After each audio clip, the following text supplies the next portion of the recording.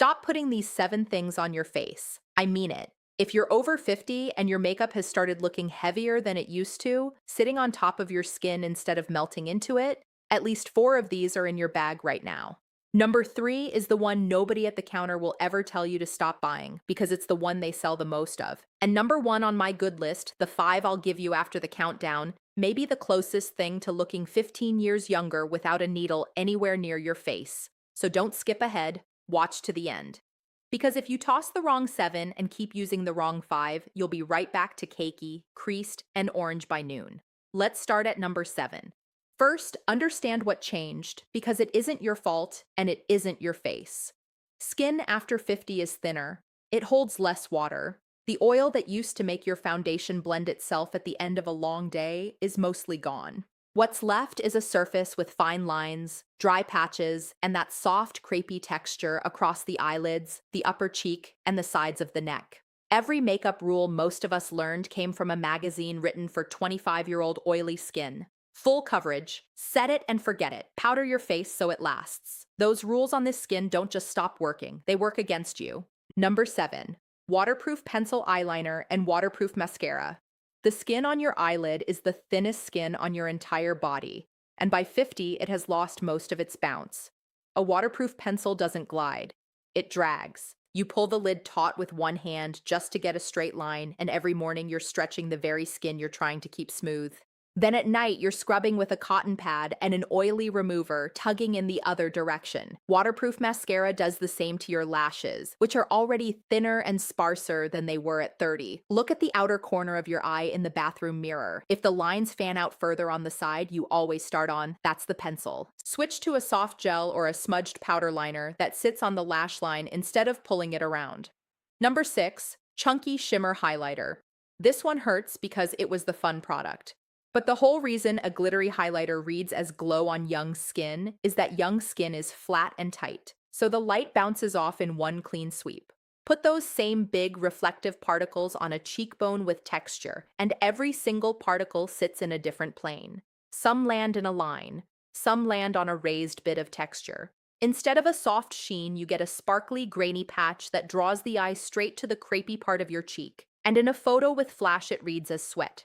Powder highlighter with visible glitter is a young skin product. On mature skin, the glow has to come from underneath the makeup, not from a sparkle sitting on top of it.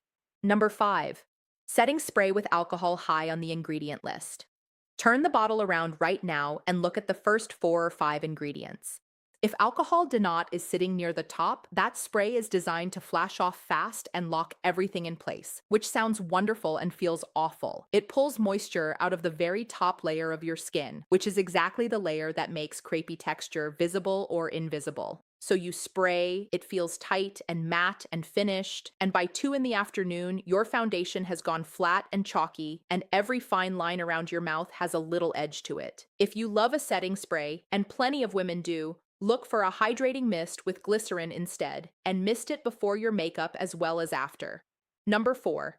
Thick, full coverage matte concealer under the eyes. I know why you reach for it. The dark circles are real, the hollowing is real, and a heavy concealer covers it in one pass. But under eye skin creases hundreds of times an hour every time you blink, smile, or squint at your phone. A thick matte formula has nowhere to go when that happens except into the crease. So it gathers in the fold, then it dries down, then it cracks, and by lunch, you have a little dark line sitting in the exact spot you were trying to brighten, which reads as older, not younger. And a shade that's too light makes the whole area look ashy and gray. Sheer, hydrating, one thin layer, patted with a warm finger, in a shade only slightly lighter than your foundation. That's it. Number 3. Loose translucent powder applied all over and baked. Here's the product they will never tell you to stop buying because it moves off the shelf faster than almost anything at the counter. Loose powder was made to absorb oil. Your skin at 55 is not making enough oil to absorb. So the powder has nothing to grab onto except the dry patches and the fine lines, and it settles right into them, which is why your smile lines look deeper at 3 in the afternoon than they did at 8 in the morning. And baking, that trick where you pack powder under the eyes and leave it to sit before dusting it off, was invented for stage lighting and drag performance on young skin. On mature skin, it's a flat, dry, cakey layer sitting on top of texture. If you take one thing from this entire video, let it be that a big fluffy brush full of loose powder is not your friend anymore. If any of this is landing, tap subscribe. I talk about makeup for skin over 50 every single week. No fluff, no 20-year-olds telling you what your face needs. Now let's keep going because number 2 is the one hiding in plain sight. Number 2, silicone mattifying primer, especially the pore-filling kind. These feel incredible in the store. You smooth that gray silicone gel over your cheek and the texture disappears under your fingertips, so of course you buy it. But a pore-filling primer works by sitting in a depression and creating a flat surface. And it stays flat only as long as your skin stays still. Your face moves all day, so the silicone bridges over your lines. Your foundation goes on top of that bridge, and then the whole thing breaks along the fold and you get pilling. Little rolled up bits of product on the side of your nose and around your mouth. Then you go to fix it with more product and the pilling gets worse. On dry, mature skin, a hydrating primer, or honestly just a good moisturizer given 4 full minutes to sink in, will do more for your finish than any silicone in a tube. Number 1. Full Coverage Matte Foundation. This is the big one, and it's the one almost every woman I know reached for the moment she started noticing texture. It makes complete sense. You see uneven tone, you see fine lines, you buy the foundation that promises to cover the most. But coverage on mature skin doesn't hide texture, it maps it. A high pigment matte formula has to dry down to stay put, and when it dries, it shrinks slightly and settles into every line on your face, tracing them in a color slightly different from your skin. That's why the lines around your eyes look outlined by noon. Matte formulas also oxidize, which is the technical way of saying your foundation turns orange on your face 2 hours after you apply it, because the pigments react with air and with what little oil you do have. Full coverage and matte was the answer for oily 25-year-old skin.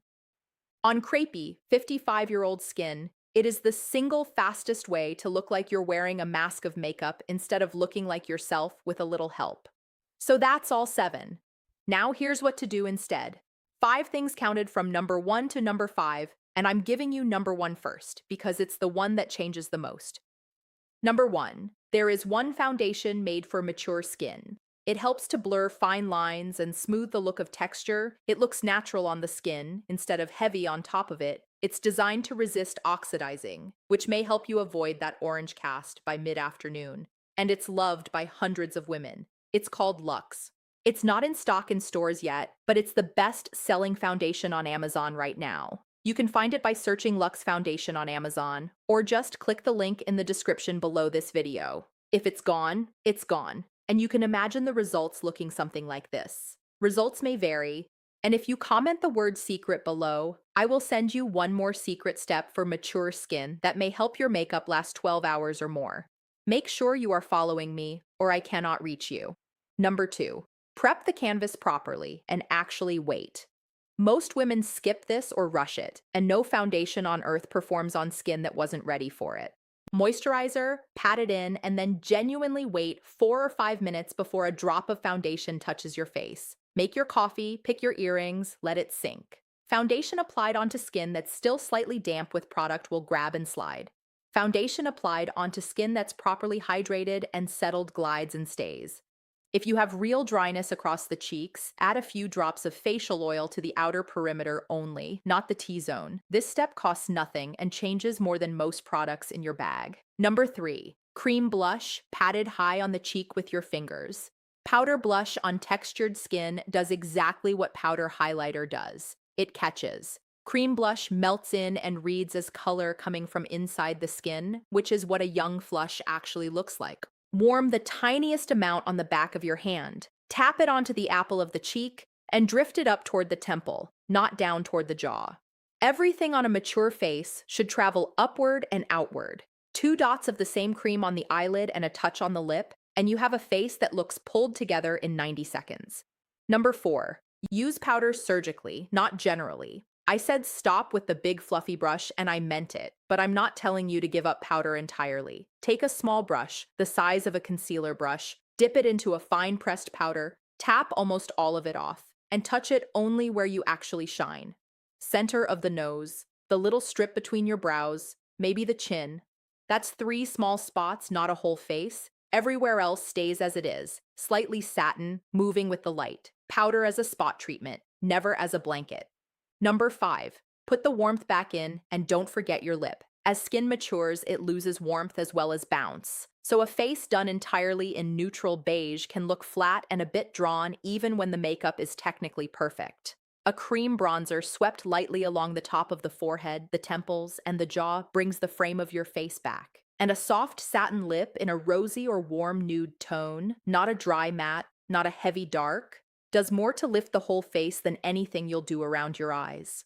Dark matte lipstick on a mature mouth reads hard and shows every vertical line.